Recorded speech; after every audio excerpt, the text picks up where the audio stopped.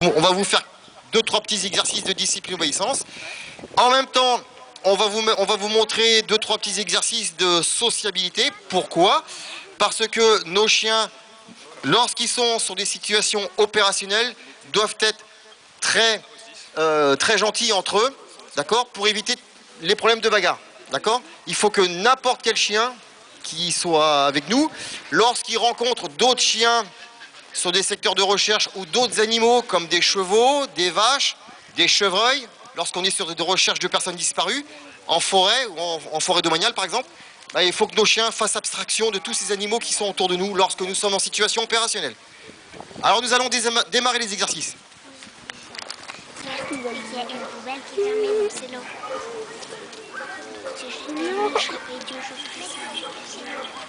Il était au fond tout à l'heure.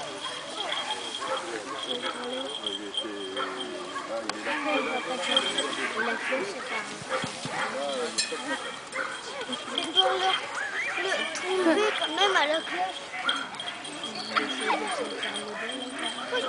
Non.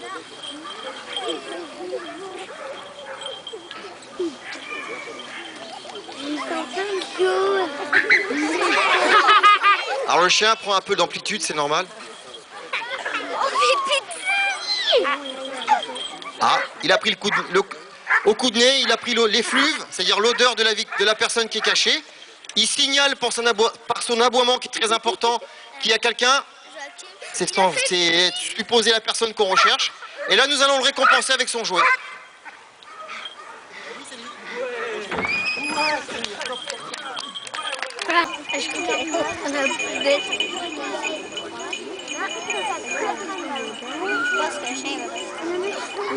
Alors le chien, ce qu'il fait là, c'est une analyse olfactive. Il cherche l'odeur. Il l'a, mais quand on prend un petit peu le sens du vent, c'est-à-dire les odeurs de Tanguy et de la petite jeune fille, tape comme ça. Elles partent dans le bois. Et le chien va remonter tranquillement. C'est normal. C'est pas la même chose.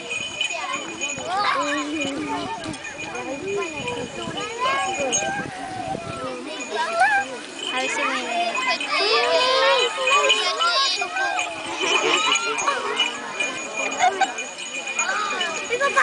Alors vous voyez les chiens, le chien est passé à côté de nous, à côté de moi et de votre camarade Samuel.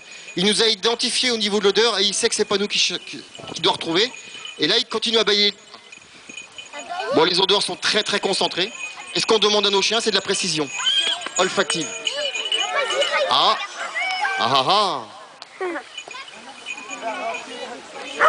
Voilà, l'aboiement c'est pour signaler à son maître qu'il a trouvé quelque chose. Le maître va se précipiter pour voir un peu qu'est-ce qui se passe.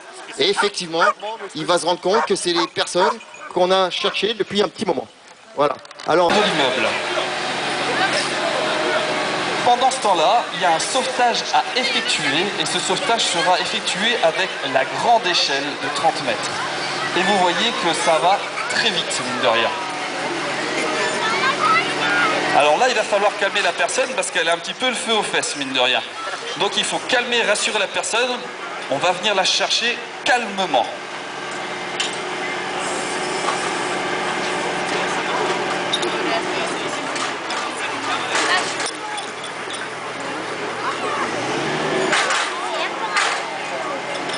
Donc en haut, le sauvetage est en train d'être effectué. On va sécuriser la personne.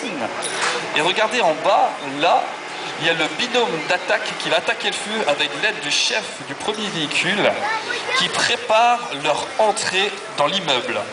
Pour cela, le deuxième binôme qui donne un petit coup de main pour alimenter dépose une échelle pour pouvoir accéder au premier étage.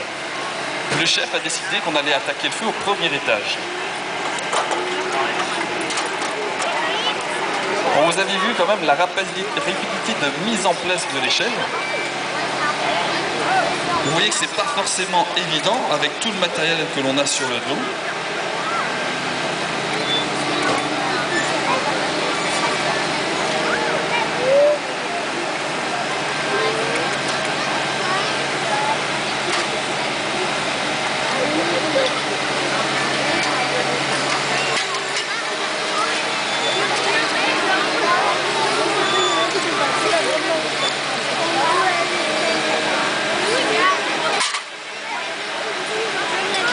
qui est en train de étage.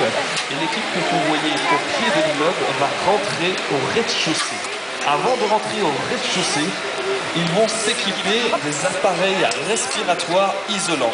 C'est un petit peu comme des bouteilles de plongée, sauf que là, on va évoluer pour de la fumée, donc on ne peut pas respirer dedans. On s'équipe, on met tout en place et on vérifie sur son coéquipier que tout est bien en place.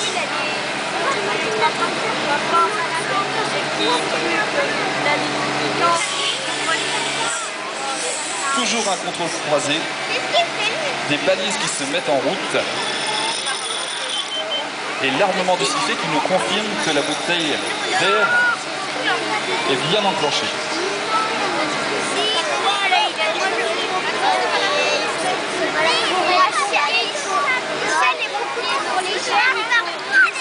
Le chef du binôme d'attaque, 2, 3, 4, 5, 6 étages, c'est énorme.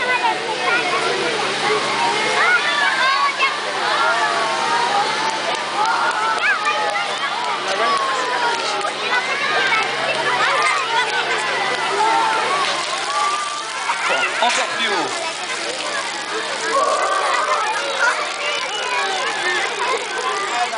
Et voilà, arrivé. Alors c'est un petit perchoir, hein, et je vous raconte pas, quand il y a un petit peu de vent, c'est toujours rigolo.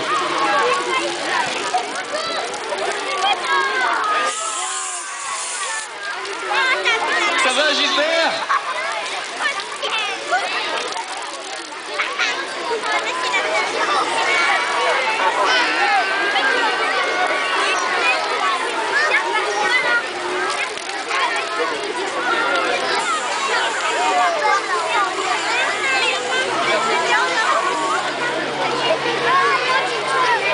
On va tester la porte, on va toucher la porte avec l'eau de la lance pour voir si à l'intérieur de l'appartement ou de l'immeuble il ne fait pas trop chaud.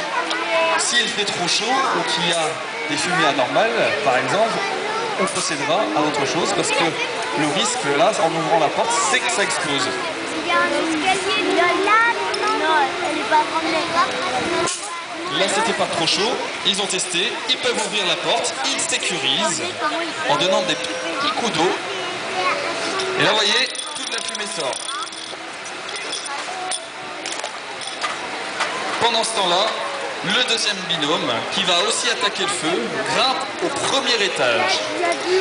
Remarquez un petit peu toute la fumée qui sort là. Imaginez-vous à l'intérieur, on ne voit plus rien. Il va falloir suivre le mur et trouver où se trouve vraiment le feu.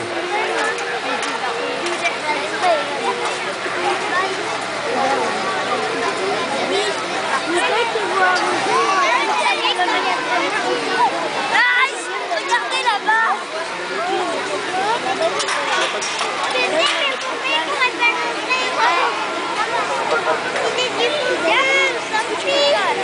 Voilà, la deuxième équipe est bien arrivée au premier étage.